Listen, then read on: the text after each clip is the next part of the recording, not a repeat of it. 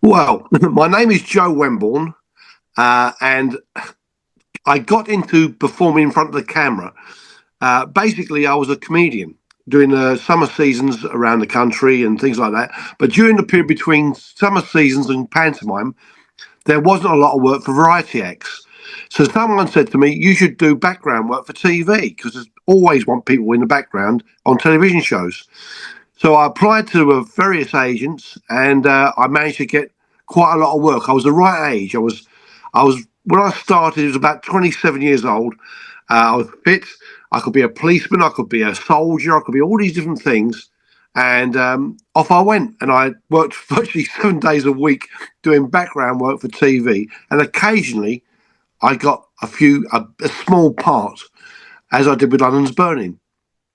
Well, the character I played on London's Burning was of an Ambulanceman, and I'd done a lot of sort of costume officer type roles. So the agent who cast me was an agent called Ray Knight's Casting. Ray was a great guy. He was a friend of mine, and he gave me a lot of good jobs, and London's Burning was just one of them. But I was sort of known as being a policeman or a soldier, but I hadn't actually done an ambulance man. But Ray said to me, they're looking for someone to have a few lines on London's Burning. Do you fancy the job? I said, yes, I do, Ray. And I was sent down to do the part. It was quite an exciting thing to do because London's Burning was a big production. It was a lot of money spent on every episode. So it would have whether they took a whole house or whether the street was all cordoned off so that the actors could do their parts and things. It was a lot of money spent. Where other shows for TV were on a tighter budget. This was, I think, it's episode 4, was it? I can't. Season 4 anyway. It had already established itself as a major TV show for London Weekend Television, so it was quite a big thing to get a part on the show. I obviously knew about Jack Rosenthal writing the show, who's legendary Jack Rosenthal. And I was really excited about doing the part. They were a very relaxed crew. When I got to the location, they told me roughly what I had to do, and they said just ad lib a little bit of dialogue for us. It won't be a big thing. We want you to be as natural as possible and do whatever you want to say, whatever you want to say within the rooms of the storyline. So that's how we got the shot done. Well, yeah, when I arrived, it was always called early, much earlier than you need to be called. So I think I was there by about 6 o'clock in the morning. And I got there and I got into costume and waited for the right time. I think it was right at the end of the day we shot that scene. So it was a cold day. I think there was some snow on the ground. It was like winter time when we did this. And it was almost the last shot of the day. So we did obviously the exterior where I turned up on the ambulance. And then we were invited into the house where the Chinese lady was in the bath. So that was all part of a light-hearted end to the show. It was like the grand finale of the whole thing, really. No, you just call in for certain. I mean, that scene only took I think no more than 1 or 2 days. Uh, so the assistant director would work out the shooting schedule, what they hope to achieve each day, and where they were going to be, and I'd get probably notice probably about 2 or 3 days beforehand where I had to be and what time I had to be there. Normally, they covered themselves by saying come much earlier because they paid you on a daily rate.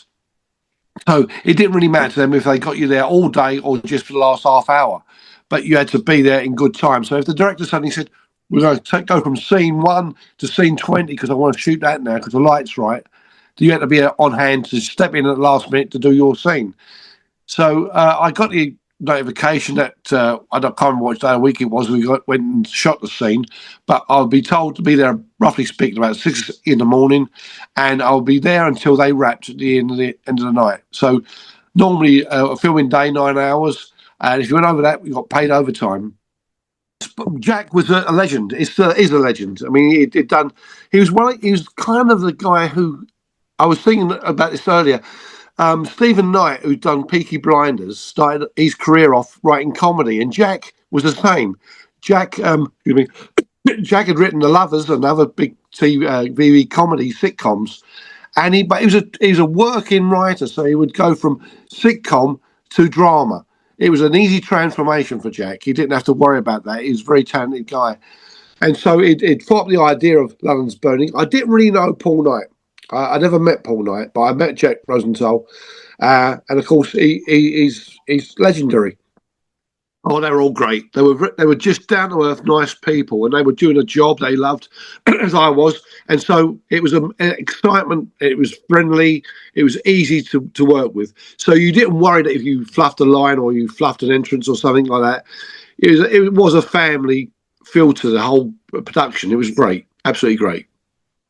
Obviously, I was wearing an ambulance costume. They were white polo neck jumpers. I remember that. I didn't know they wore those, but obviously the wardrobe department knew that. It was all in one boiler suit thing. I didn't really have a lot of makeup. I don't think I wore any makeup on that scene. It was very lifelike.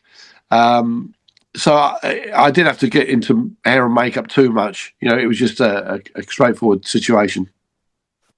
On that set at that time, it wasn't an actual house. It was somebody's house they must have hired or something. It wasn't in a TV studio, so he was in somebody's house.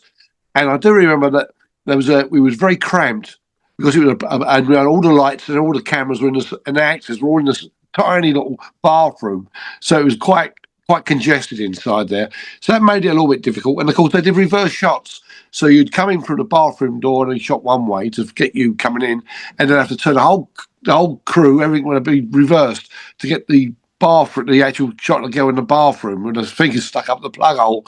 I just remember it was very cramped to work there, but it wasn't unachievable, but it made it a little bit more difficult. But that was the essence of London's Burning, because they did real shots in real houses rather than the theatrical sets. It made it much more lifelike. Well, I now write and produce TV shows and films. So I'm making a film at the moment called Phoebe, which is a spin-off from another film I made earlier, which won lots of awards, called Touching the Blue. I'm making this with the comedian Jim Davison and Joe Pasquale.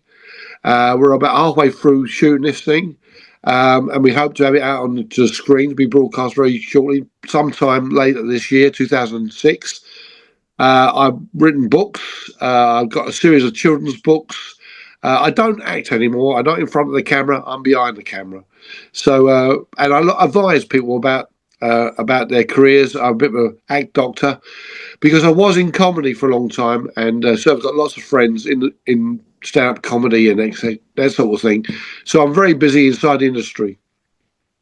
You're very welcome, Andrew, and I hope you have every success with it and carry on doing these podcasts. It's very good. Thank you.